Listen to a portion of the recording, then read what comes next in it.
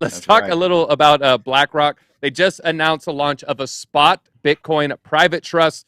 This is going to give its U.S. institutional clients good direct exposure to Bitcoin. Of course, BlackRock, we talked about before, $10 trillion in assets under management. And this trust will track the performance of Bitcoin.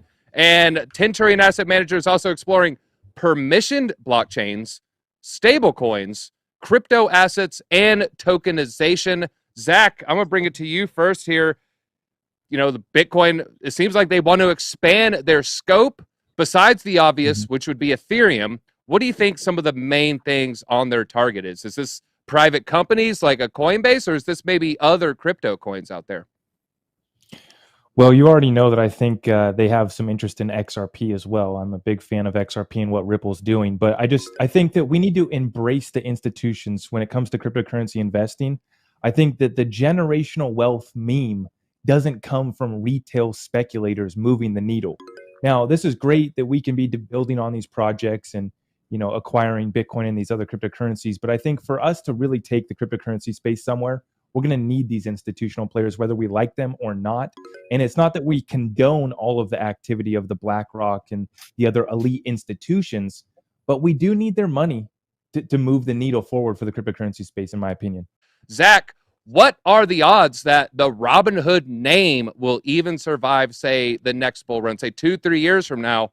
Will Robinhood even exist, or is this going to get swallowed up by some of the bigger players? I think that for companies like Robinhood, some lawsuits is part of their business plan. They've already budgeted and accounted for this. I don't think that they're going anywhere, just like Blood said. But these exchanges do need to be held accountable.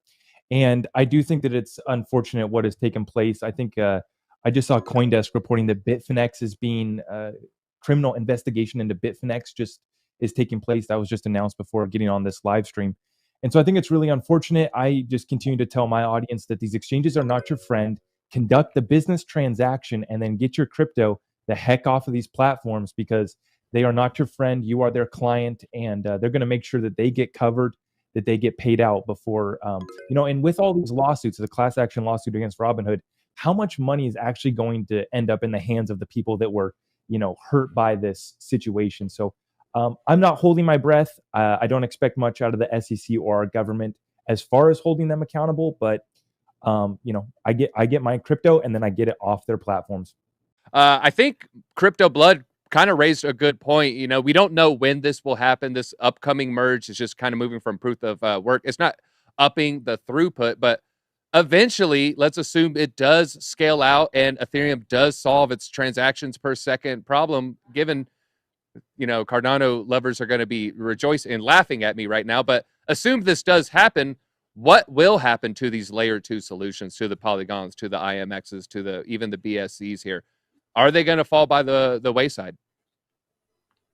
Yeah, I'm worried that it's going to be too late for some of these blockchains, because as we talked about starting off this show, the BlackRocks, the institutions are ready with trillions of dollars, but they have $1 trillion problems to solve that they're not just going to, hey, let's try out this blockchain. They need to know that the program is going to work for them to actually move in and allocate that type of money and build on top of.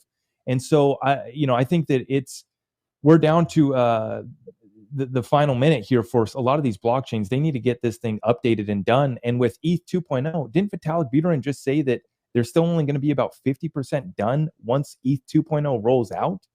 So they need to get caught up to speed here, and they need to get ready, because how do you sit down at the table across from these institutions, across from people that matter? To piggyback off of Reg Z, we got people that are really serious players, but if you can't present something to them that makes sense and works and can scale, you're not going to get the adoption.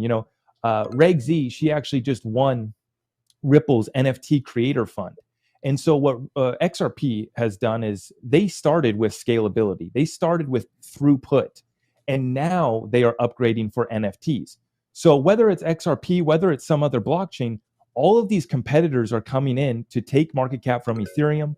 And so they better get their game up. They better get their program working out, because there's plenty of money coming into this space, but the time is up.